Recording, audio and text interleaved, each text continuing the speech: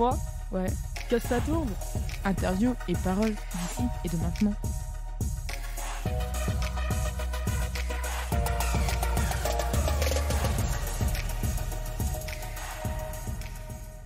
Vous êtes sur Radio Tilleul. Aujourd'hui, on est avec le collectif X qui organise une conférence à la MJC intitulée « Gérald s'étouffe, violence policière et légitimité ».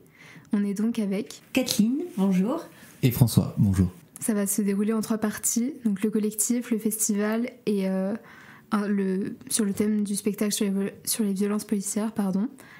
Donc la première partie, le collectif. Donc comment vous décririez votre collectif ? Eh ben, on est un groupe de personnes, des acteurs, des actrices, parfois on fait de la mise en scène. On est une dizaine et parfois on peut être beaucoup plus nombreux. Et on fait du théâtre, c'est ça qui nous réunit, mais on fait plein de spectacles très différents, parfois des textes contemporains, parfois des textes classiques, mais en tout cas il y a un truc qu'on aime bien faire, c'est qu'on fait beaucoup de spectacles participatifs et un peu d'enquête aussi. On existe depuis 2013, voilà, on fête nos 10 ans cette année. Du coup, quel jour de quel mois ? Ouh là là, non, j'ai pas relu les statuts de l'association avant de venir, je sais pas. Moi non plus. D'où ça part, du coup, ce collectif, comment ça a été créé un peu ? Alors le collectif il s'est créé donc en 2013, mais il part d'un peu plus loin que ça. Il a été créé en grande partie par des personnes qui faisaient partie de la promotion X de la Comédie de Saint-Étienne.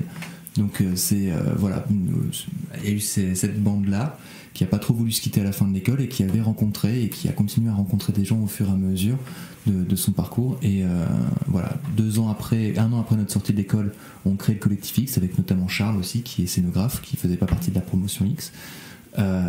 Et voilà, ça a démarré de là, de cette histoire d'école et d'envie de théâtre. Est-ce que vous avez une anecdote particulière par rapport à la création de ce collectif ou... Moi j'aime bien raconter que le premier acte du collectif X c'était un peu avant que ce soit le collectif X.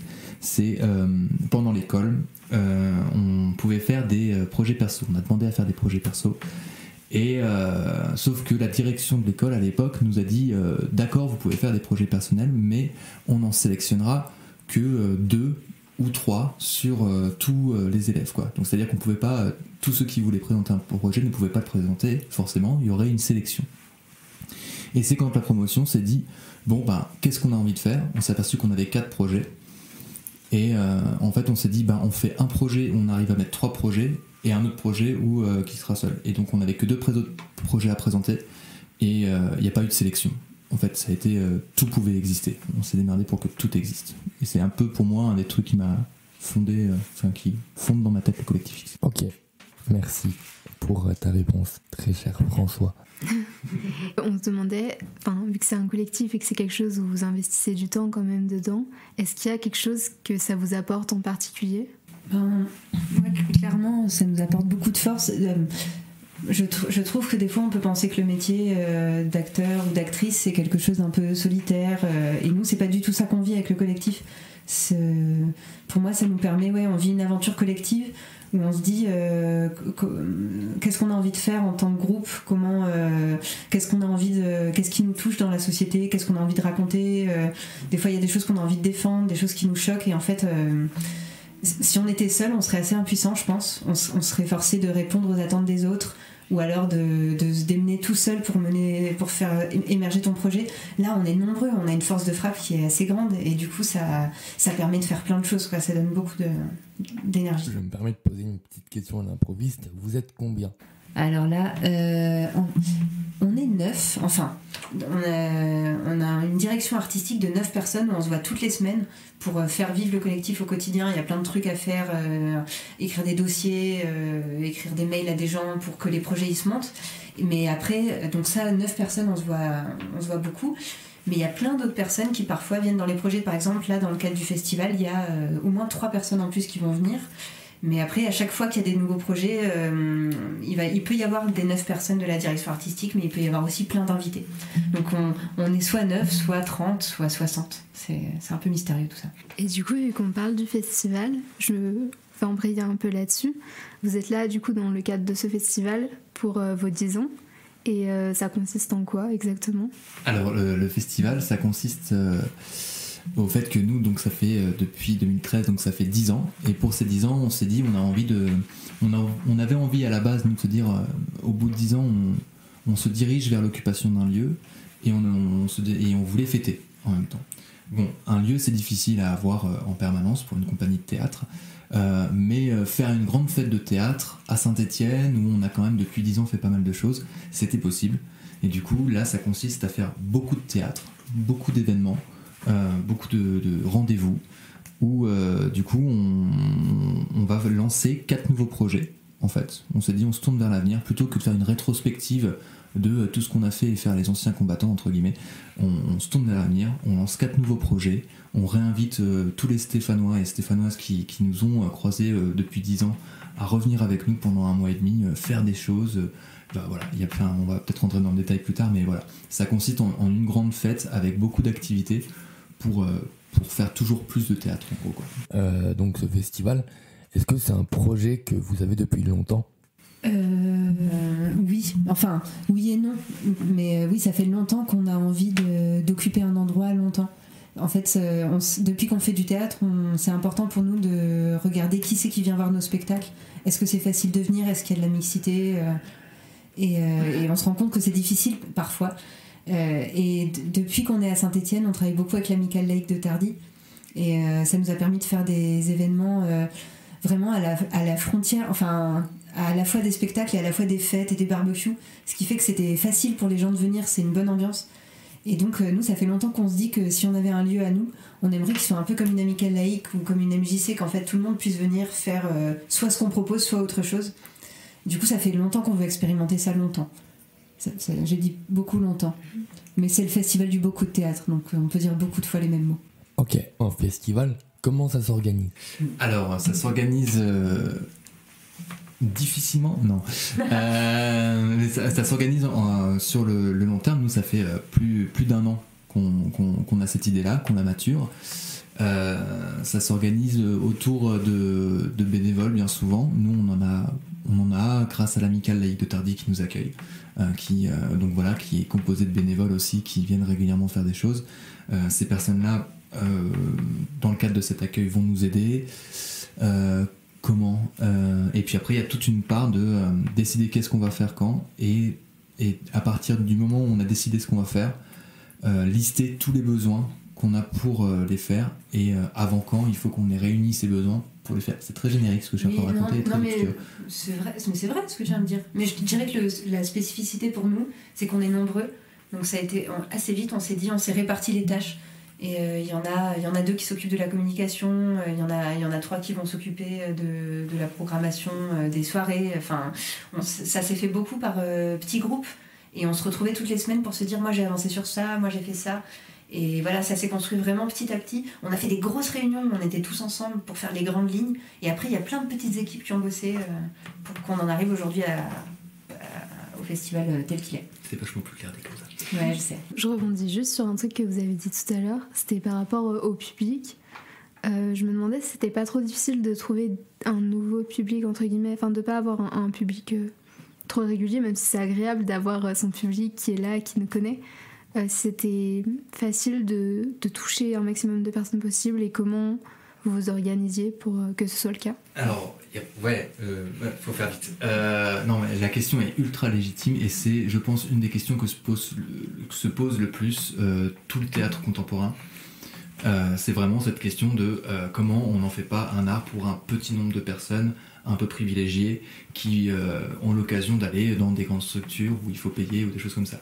Les gens essaient de faire des avantages tarifaires, par exemple à la comédie on va avoir des tarifs chômeurs ou des trucs comme ça. Même ça suffit pas, parce qu'en fait c'est demander quelque chose, enfin c'est reconnaître qu'on est pauvre pour pouvoir avoir accès à une culture. Il y a plein de gens que ça freine, en fait, on le sait. Il y en a qui essaient de faire des tarifs uniques, mais est-ce qu'il est assez haut, est-ce qu'il est assez bas, est-ce que c'est tenable économiquement parlant? Nous on se base beaucoup pour essayer de le faire sur cette question du tarif. Rien que sur la question du tarif, tu vois, il y a déjà plein de trucs à dire. Nous on le fait en gratuité ou en prix libre. On vise la gratuité.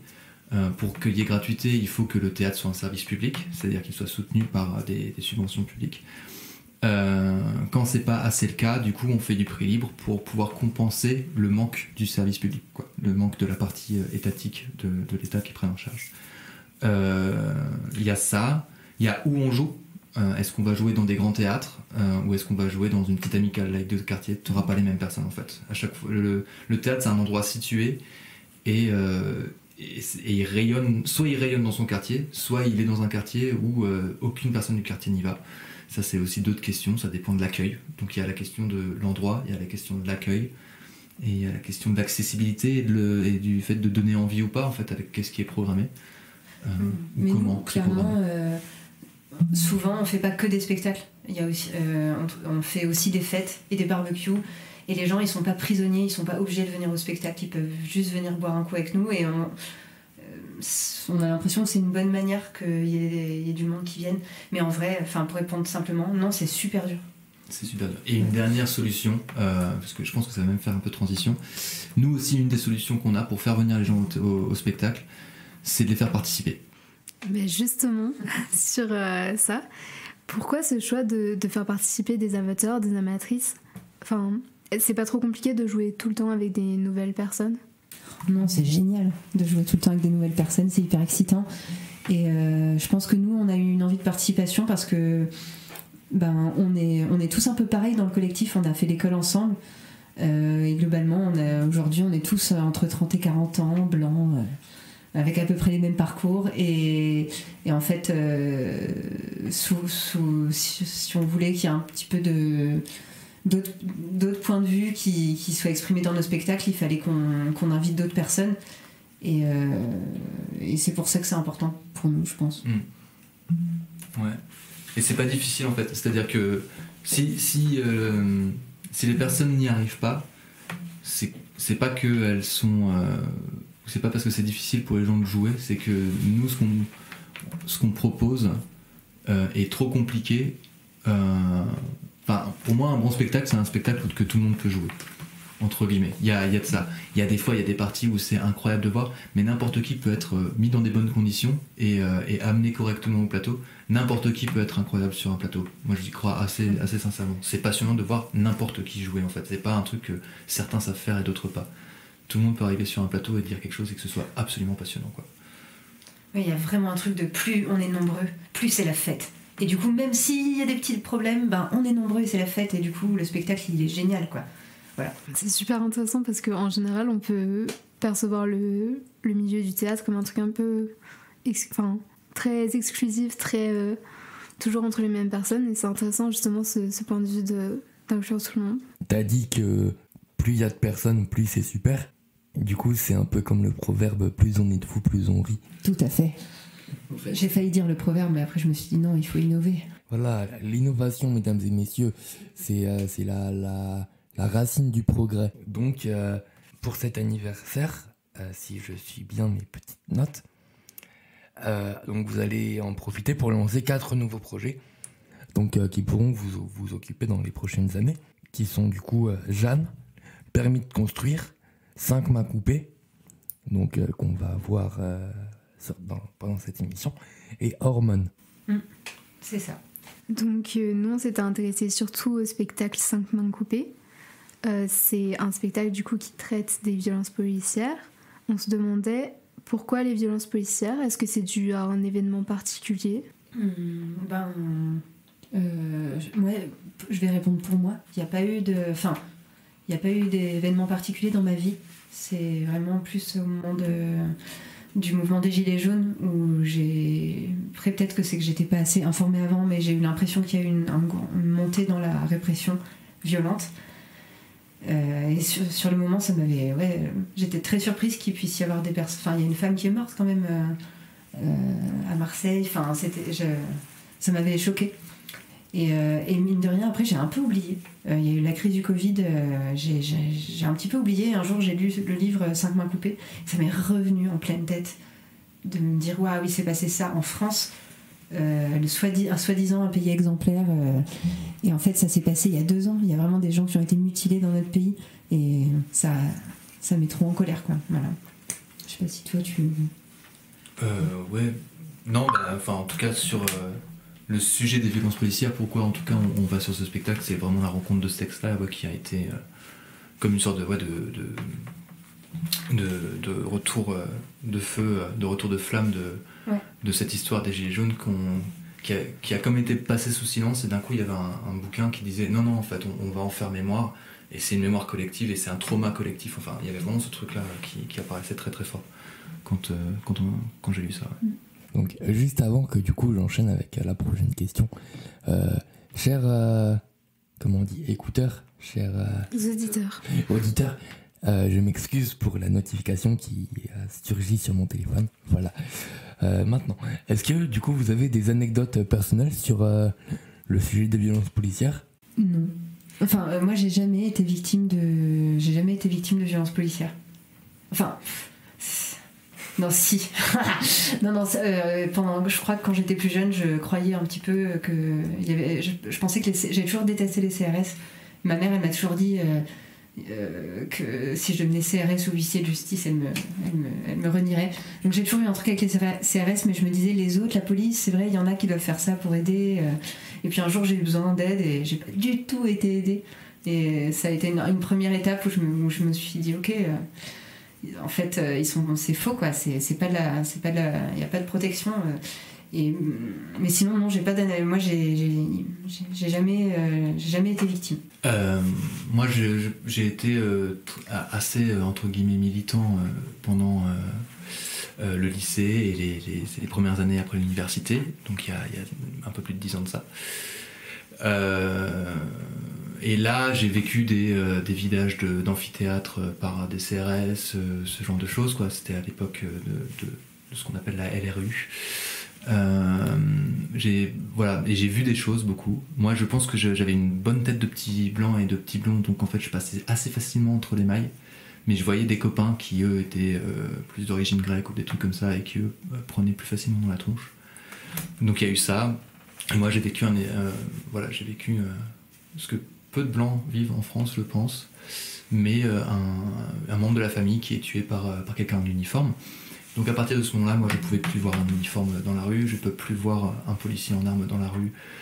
C'est quelque chose qu'on rencontre très très peu, entre guillemets, et dont on entend très peu parler, moi, des milieux d'où je viens, qui sont très protégés.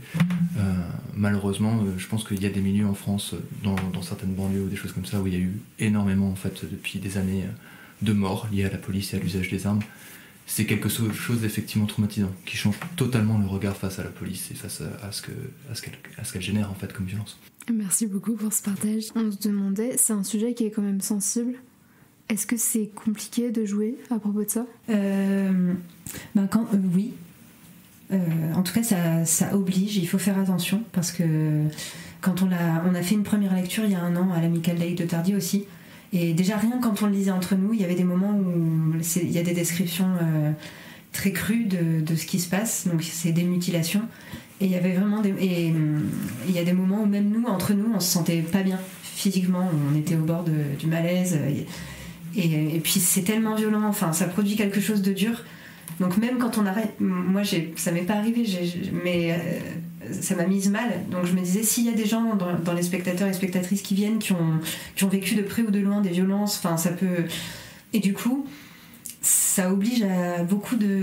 Je sais pas comment dire, une forme de retenue et de délicatesse, il faut prendre soin. On s'est dit, après ce spectacle, on va pas se barrer, il faut que les gens y restent, il faut qu'on mange ensemble, il faut, je sais pas comment dire, qu'on prenne soin les uns des autres. Donc en ça nous oblige, parce on va produire un texte violent, donc il faut qu'on le fasse avec douceur. Avec douceur, oui. Et il y a un truc qu'on n'a pas trop développé, enfin on en a parlé avant, mais du coup je pense que les auditeurs sont pas forcément totalement au courant. Vous avez dit que vous aviez... Donc ce texte venait d'un livre, est-ce que vous pouvez en parler juste un petit peu plus pour qu'on comprenne d'où ça vient ? Alors le texte, c'est donc un texte de Sophie Divry, c'est une autrice qui a fait la démarche de rencontrer 5 personnes qui ont eu la main arrachée pendant le mouvement des Gilets jaunes. Elle a pris leurs paroles, elle l'a retranscrit et elle l'a entre guillemets compilé par thème, en faisant une sorte de compilation de toutes les phrases qu'elle avait eues, par différents thèmes. Ça commence par l'arrivée dans la manifestation, le moment où la manifestation devient violente, enfin où les gaz lacrymaux tombent, où les grenades commencent à tomber, le moment de la mutilation, mais ça traite plein d'autres sujets, notamment tous les sujets dont on ne parle jamais après, c'est-à-dire quelle est la vie de ces gens-là à la fin, avec une main en moins ou quoi qu'est-ce, le rapport au travail, le rapport à la famille.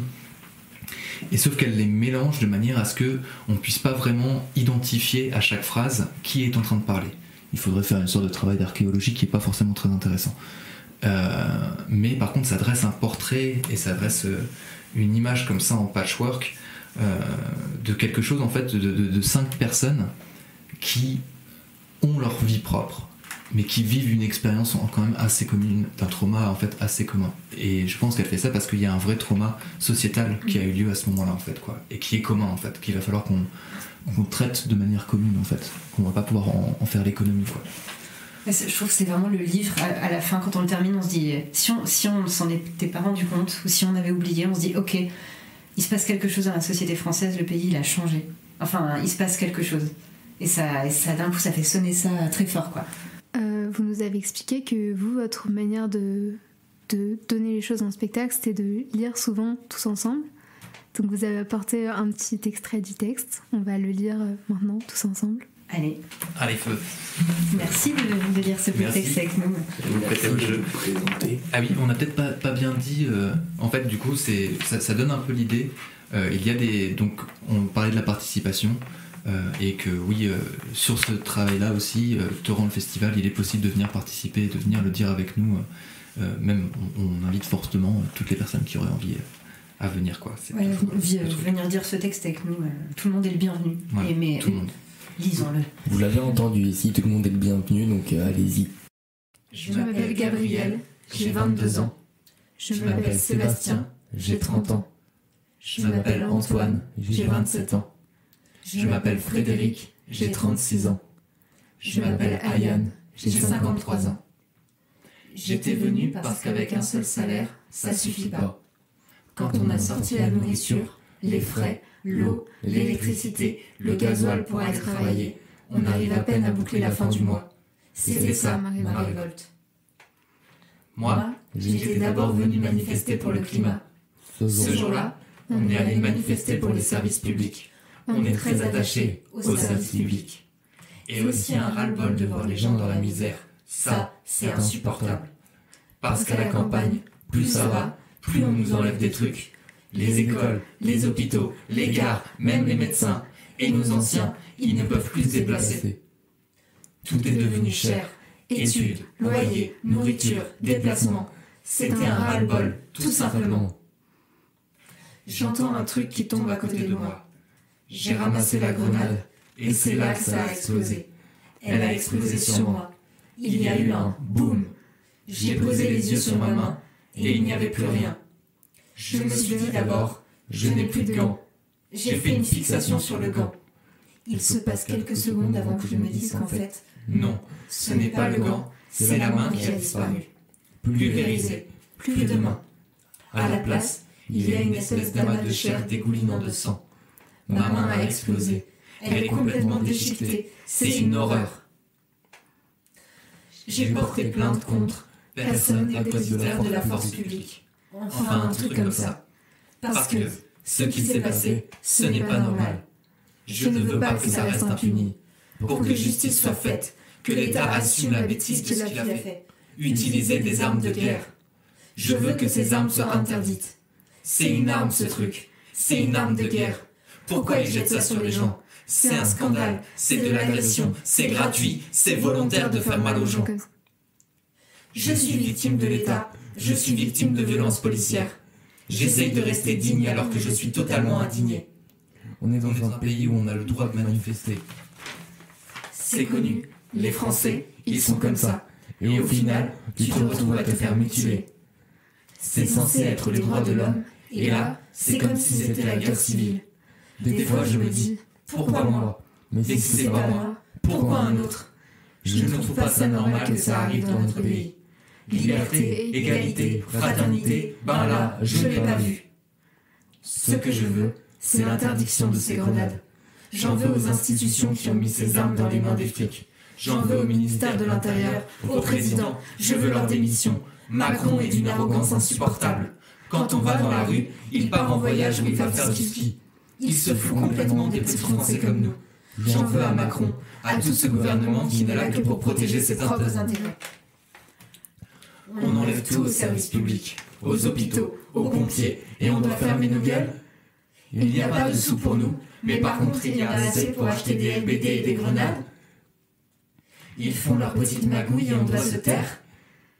On n'est plus en démocratie alors. C'est incroyable qu'on autorise les forces de l'ordre à balancer de tels engins sur des civils. Je n'arrive pas à me faire à cette idée-là. Il fut un temps où aucun Français, aucun citoyen n'aurait accepté ce genre de situation. Mais aujourd'hui, l'atmosphère a changé. Les gens s'habituent à tout. Je veux qu'on change de gouvernement. J'en veux à la police. J'en veux aux forces de l'ordre. Ce sont eux qui m'ont fait ça. Comment il faut le dire? On ne jette pas de la TNT sur les gens.